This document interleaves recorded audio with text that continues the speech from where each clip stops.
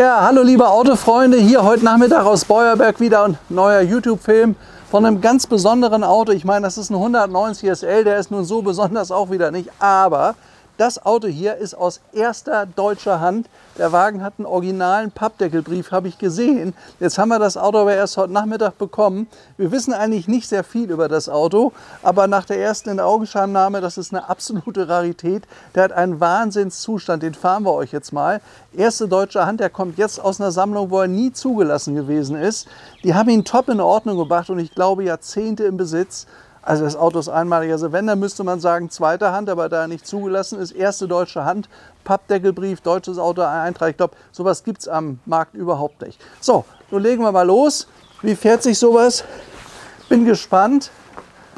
Also qualitativ, das haben wir schon gesehen, ist er wirklich einmalig.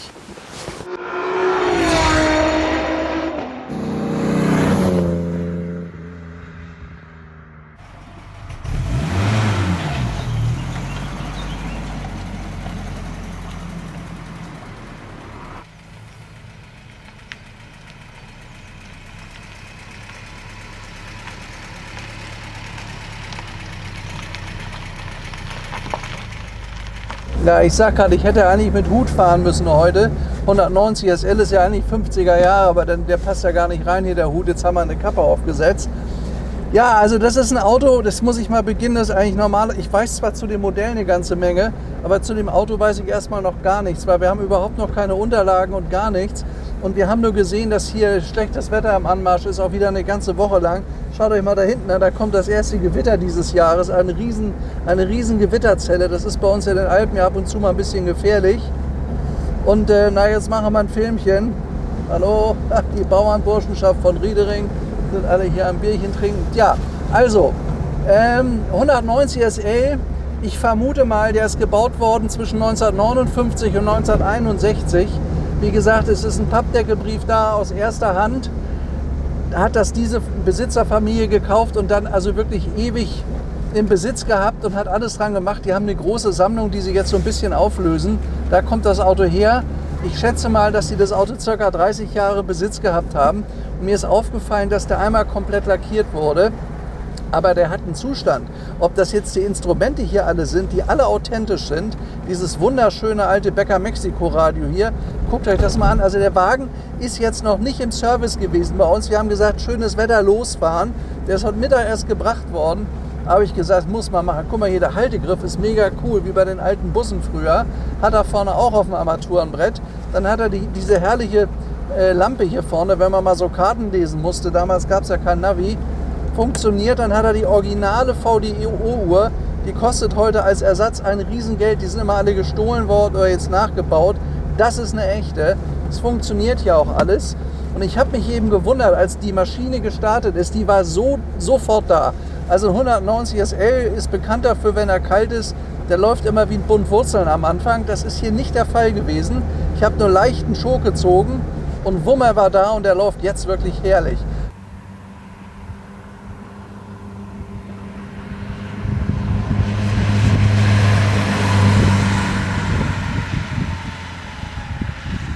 Also er hat 105 PS. Wenn man ihn nicht über 130 fährt, nervt er auch nicht. Wenn man ihn höher fährt, ist er ziemlich brummig, das Aggregat. Und er läuft zwar 180, aber er hat diese wunderschöne Form. Deswegen ist das sicherlich einer der beliebtesten Oldtimer heute, Klassiker, die es überhaupt gibt. Die Autos werden gehandelt je nach Zustand. Ich sage mal zwischen 80.000 im schlechten Zustand bis zu 250.000 im tollen Zustand. Unser Auto liegt deutlich unter 200 und ein deutsches Ersthandauto, kann ich euch sagen, gibt es am Markt keins. Also bin ich 100% sicher. Und dann noch in dieser tollen Farbe. Also er ist dunkelblau außen, hat innen graues Leder.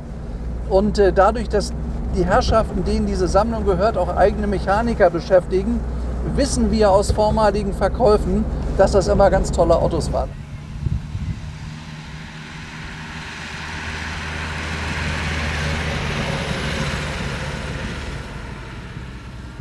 Also was mir auffällt an dem Auto, er hat innen noch die ersten Gummimatten, schaut euch das mal an, so sind die früher ausgeliefert worden. Da unten ist der Lautsprecher hier fürs Radio. Dann ist hier der Starter beim 190 SL. Hier ist der Choke, könnt ihr sehen, da geht die Lampe an hier vorne. tue ich wieder rein, sonst verfettet er. Und hier ist halt die Heizungsanlage. Wagen ist simpel zu bedienen, hat eine Viergangschaltung. Herrlich hier, das ist ein schönes, alte, originale Lenkrad noch. Der originale Schaltknauf hier vorne, leicht gerissen, aber das ist ein ganz toller Zustand. Also so ein Wagen aus erster Hand, das sage ich mal in der Qualität, das dürfte eine absolute Rarität sein. Also der ist nicht in Polen oder Ungarn restauriert worden, sondern der war immer in Deutschland. Und sowas ist heute selten. Die sind halt rostanfällig damals gewesen. Und dementsprechend sind die Autos seinerzeit alle vergammelt. Da mussten sie restauriert werden. Es gab ein paar Jahrzehnte, hat keiner nach den Autos geguckt. Und heute sind die ziemlich teuer, weil man alles damit machen kann. Also hier hinten ist eine Sitzbank. Ich weiß gar nicht, ob der eine hat. Nee, der hat keine, ne? Doch, oder? Oh, er hat sogar eine, kann ich geachtet. Da ist ein Notsitz. Das war ein Extra. Das hat er. Und damit kann man immer ein Kind mitnehmen oder ein bisschen Gepäck. Und hinten hat er noch einen ganz ordentlichen Kofferraum. Ja, 1,9 Liter Hubraum, Spitze 180. Gewogen hat der Wagen ungefähr 1350 Kilo. Und wie gesagt, also gute sind selten. Meistens sind die dann voller Spachtel, wiegen 100 Kilo mehr. Das ist hier bei unserem Auto nicht der Fall. Der hat eine Top-Karosse. Und ich will euch das gleich mal zeigen. Es gibt so ein Detail, woran man erkennen kann, ob das ein gutes Auto ist. Das ist nämlich, wenn man die Türen auf und zu macht. Der Klang, wie sich das anhört. Ich merke gerade beim Bremsen, man muss ein bisschen beherbster zutreten, weil er hat natürlich Trommelbremsen. Er hat keine... Also die Kupplung gewöhne ich mich noch. Ja, aber schaut mal, der Tacho geht bis 210. Funktioniert alles, auch der Drehzahlmesser. Man kann ihn so bis 5.000, 5.500 Touren drehen. Aber wenn er schneller wird, wird er ein bisschen brummig. Hat er aber nicht, aber ich fahre ihn jetzt erstmal warm. Ich weiß, er ist nicht so viel bewegt worden, aber er läuft toll. Also man sieht das hier am Armaturenbrett, das ist, Hube funktioniert. So eine richtig schöne Heinz-Erhardt-Hube aus den 50er Jahren, wunderbar. Dann hat er hier diesen schicken Chromspiegel. Es ist halt Staub drauf, hier könnt ihr das sehen, nicht? Also das haben wir jetzt leider nicht sauber gemacht. Wenn ich das mit meinem Finger mache, sieht man, darunter vorkommt ein neuwertiger Spiegel. Die sind meistens auch alle verrostet, das ist hier nicht der Fall. Also es ist ein hervorragendes Auto und er fährt auch schön. Ja, er hat eine 4-Zylinder-Maschine, die hat es nachher so ähnlich auch im Mercedes 180 gegeben. Und der Nachfolger vom 190er, der ist ja relativ lang gebaut worden. Von 1955 bis 1963 sind die letzten vom Band gelaufen. Das war dann der 230 SL, das war die Pagode. Hat es aber im Wesentlichen mehr von gegeben. Also von dem Auto sind, soweit ich weiß, ungefähr 25.000 Stück gebaut worden. Oh, da wird es mal dunkel da hinten. Da möchte ich jetzt nicht reinkommen. Naja, unser erstes Gewitter dieses Jahr. Da haben wir noch die ganzen Berge weiß da oben voller Schnee. Aber es ist jetzt eigentlich die schönste Jahreszeit. Hier unten haben wir schon die grünen Wiesen mit Blümchen drauf. Und da oben haben wir noch Schnee. Guck mal, auf der Kampenwand, da liegt ja richtig Schnee da oben. Mann, Mann, Mann, das ist richtig weiß, hat noch viel geschneit die letzten Tage. Oh, guck mal, da ein Adler oder was? Was ist denn das? Bussard. Den habe ich gestern schon gesehen. Oh, ein riesen Milan oder was das ist? Nee, keine Ahnung. Was? Ich weiß nicht. Der war ja riesig, echt? Ja. Oh, und der Bären gibt es jetzt neuerdings auch bei uns, habe ich gerade gehört. Also die ganze Natur kommt zurück. Naja, ja gut, Mercedes 190 SL verbraucht vielleicht 10 bis 12 Liter. Ich schätze mal, er braucht so seine 16 Sekunden, bis er 100 Stundenkilometer schnell ist. Also es ist kein Rennwagen. Also ein Porsche 356 fährt sich gänzlich anders. Hier sitzt man sehr weich und bequem und hat ja sehr, sehr große Sitze. Das könnt ihr, glaube ich, sehen. Er schaltet sich gemütlich. Also in dem Sinne, es ist zwar ein sportives Auto, aber es ist kein Sportwagen. Das kann man also nicht sagen. Er nennt sich Sportwagen, aber eigentlich ist er sehr, sehr gemütlich. Ist halt ein Auto zum Cruisen. Und die Autos, weil sie so eine schöne Linie haben, haben die letzten Jahrzehnte deutlich an Wert gewonnen. Oh, die Bremsen sind immer, die müssen noch eingebremst werden, merke ich gerade. Also die sind so halb gut. Naja gut, das muss einfach eingefahren werden. Das Auto ist länger nicht bewegt worden, aber die Maschine läuft toll, also das höre ich. Denn oft verschlucken die sich und spotzen rum und so, tut er überhaupt nicht. Als ich das Auto heute gesehen habe, habe ich gedacht, mein Gott, der ist wirklich schön. Er hat auch diese tollen gelben Nebellichter vorne, die relativ selten waren. Das ist ja ein Extra. So, Blinker ist ja hier im Lenkrad. Schaut mal hier. Jetzt habe ich einen Blinker, den Chromring nach links gedreht. Jetzt blinkt der Blinker links. Das hatte man seinerzeit so. Finde ich eigentlich sehr schön, hat dieses riesige Lenkrad. Servolenkung gab es damals nicht, weil das Auto ist ja relativ leicht, obwohl der auf der Vorderachse liegt. Aber es ist ein Wagen, den man wirklich leicht bedienen kann. So, jetzt schalte ich mal doch lieber einen zweiten Gang. Hier geht es doch steil nach oben. Ja, einen tollen Öldruck, das passt alles, hat 80 Grad jetzt. Ja, er trampelt auch gar nicht auf der Achse, ne? Es war eben eine heftige Bodenwelle, aber geht da wunderbar rüber. Also man spürt, dass der Wagen offensichtlich auch technisch im guten Zustand ist. Wie gesagt, die gesamte Historie, ich habe nur den Pappdeckelbrief gesehen, mehr nicht.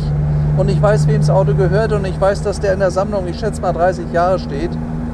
Das ist halt jemand, der die Autos früher gekauft hat in den 80er, 90er Jahren, dann tipptopp wieder hat herrichten lassen und hier halt das Glück hatte, ein Auto aus erster Hand zu bekommen. Das ist natürlich, also deutsches Ersthandauto ist eine ziemliche Rarität, das gibt's nicht. Ja, nun hat er hier auf dem Tacho 6.666 Kilometer. Tacho funktioniert auch. Ich gehe mal davon aus, dass das wahrscheinlich 106.000 sind. Das ist aber nur eine Vermutung. Also die ganzen Akten mit Checkheft und allem, das bekommen wir noch. Das können wir euch eben im Moment nicht genau sagen, aber wir können euch jetzt schon mal im Film zeigen, wie schön der ist. Und eins kann ich euch sagen, also 100 L, 190 SL habe ich über 100 Stück verkauft. Also der hier gehört zu den besten 10. Das Auto läuft hervorragend.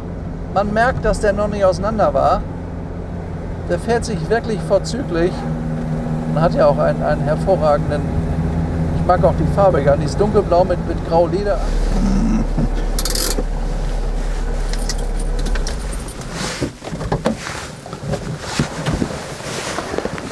Ja, Mercedes 190 SL, wie ich finde, in einem selten schönen Zustand.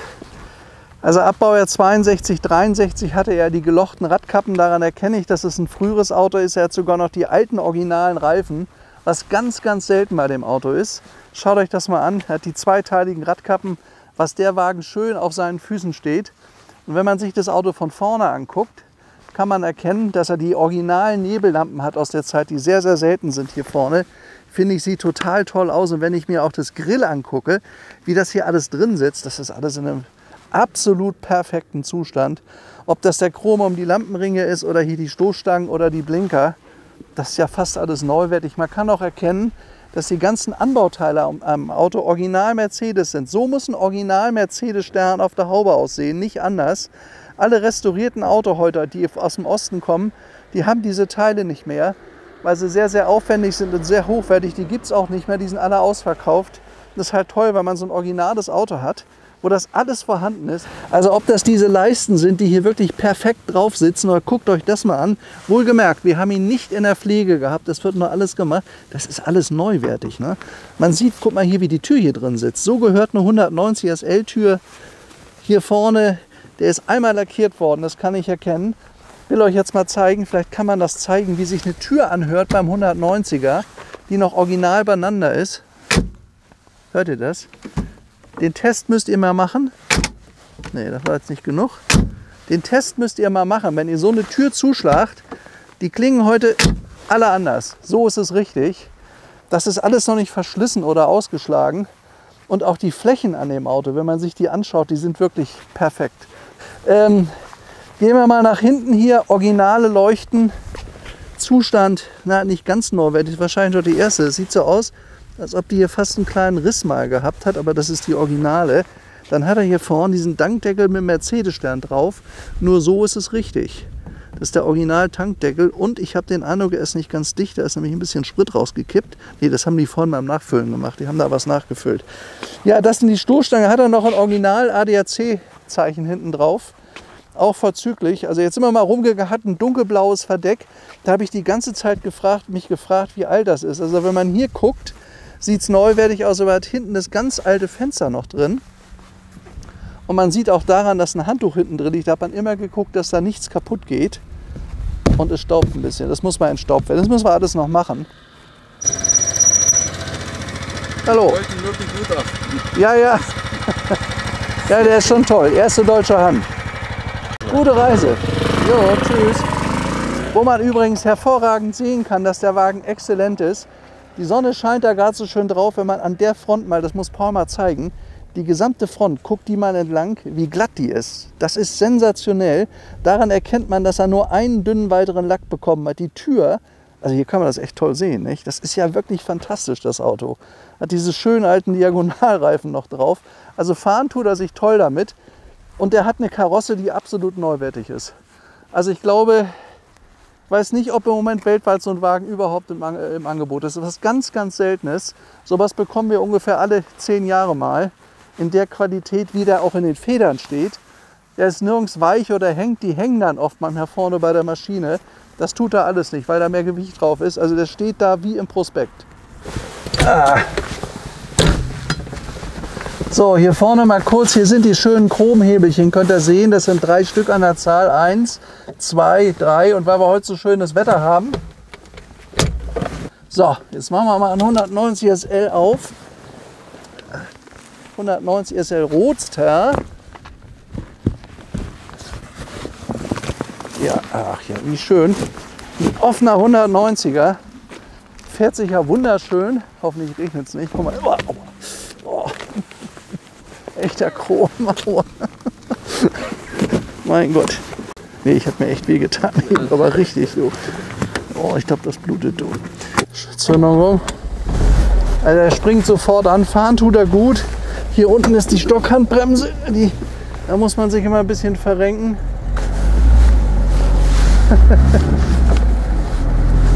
Ja, ganz kurz mal hier Kamera.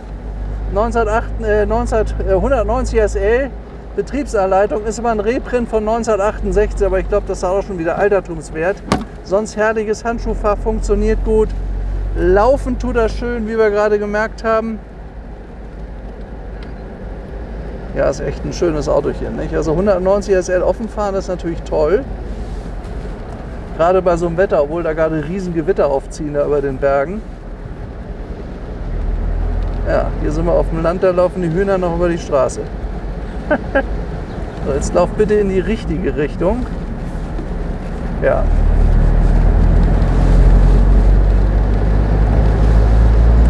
Ja, das ist ein Auto, wo relativ viele von gebaut wurden, weil er damals einfach sehr erfolgreich war. Weil er auch wunderschön ist, Frauen mögen ihn total gerne. Und das ist ein Auto, was sehr wertstabil ist. Einfach weil es einen hohen Nutzwert hat. Der fährt schön, der ist leicht zu handhaben, hat relativ viel Platz, weil er relativ groß ist auch. Ist halt ein wunderschönes Auto und ist ein Kind der 50er Jahre. Anders kann man es nicht sagen. Und ich denke, unser, wie gesagt, der muss 59 bis 61 gebaut worden sein. Wir können es im Moment nicht genau sagen. Wenn wir dann auf cargold.com die Beschreibung haben, könnt ihr das sehen. Und es ist wieder mal so ein Auto, deutsche erster Hand, das ist so das, was ich liebe. Ein Auto mit einer Top-Historie in einem sehr, sehr guten Zustand. Das macht einfach Spaß. Ich muss aber eins sagen, auch hier kann immer mal was sein. So ein Wagen ist nun mal 60 Jahre alt. Ich habe eben gerade gemerkt, das roch so ein bisschen, dass wohl die eine Seite Handbremse fest irgendwie. Ist jetzt aber wieder besser. Aber sowas kann halt beim Oldtimer mal passieren, nicht? Das ist halt eben Material, was schon sehr, sehr alt ist. So geht das so, ja. Ne? Kommt da einer? Ne, kommt keiner. Ja, aber laufen tut das schön. Also mechanisch, Motor, Bremsen, alles herrlich. Und das Gefühl, was man hier drin hat mit diesen Chrom-Instrumenten, das ist einfach toll. Das ist ein Auto, was die Seele anfasst.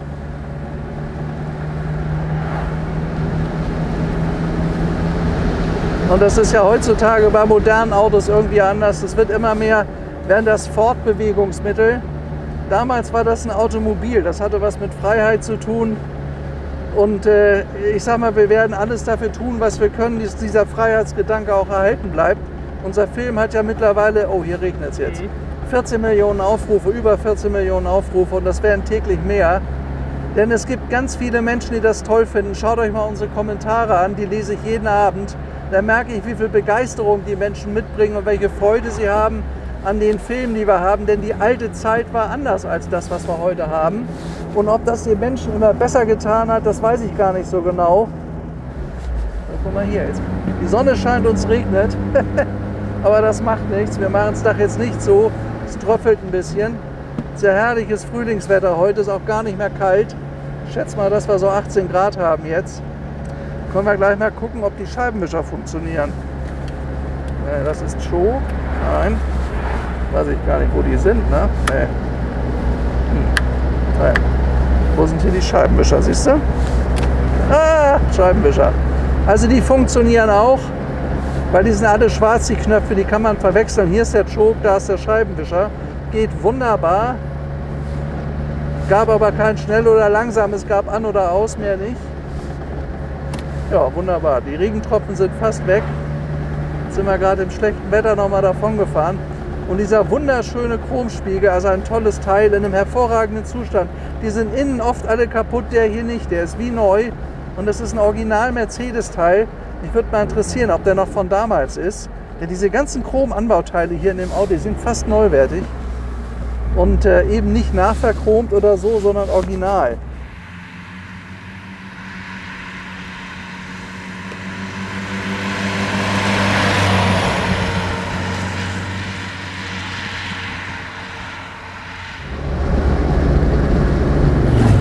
Tja.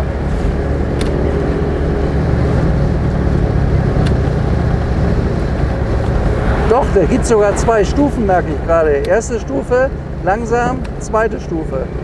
Ja. Ja, bei so einem Wetter macht das Spaß, beim 190er unterwegs zu sein. Man kann halt herrlich cruisen, man kann die Natur und die Landschaft entdecken. Es ist halt eben, man sitzt höher im Auto. Man ist nicht so eingekeilt wie in den modernen Autos. Da hat man ja praktisch wie so ein U-Boot alles um einen herum gebaut. Das ist hier nicht der Fall. Man sitzt offen, man hat eine schöne Kappe auf, eine schöne Sonnenbrille, fertig, mehr braucht es nicht. Und laufen tut er verzüglich, unser Wagen. Also kann ich nicht anders sagen, Auto, was sehr schön fährt. Und dann hat er halt eben diese tolle Farbe, dunkelblau-grau, das ist ziemlich selten. Aber wir haben nicht mal die Datenkarte geguckt, also wir gehen mal davon aus, dass das Original ist. Ja, liebe Freunde, jetzt sind wir da wieder zu Hause im Beuerberg. War eine schöne Fahrt. Ich hoffe, das hat euch Spaß gemacht im Mercedes 190 SL aus Anfang der 60er. Bis zu meinem nächsten Film. Alles Gute, euer Stefan und ciao.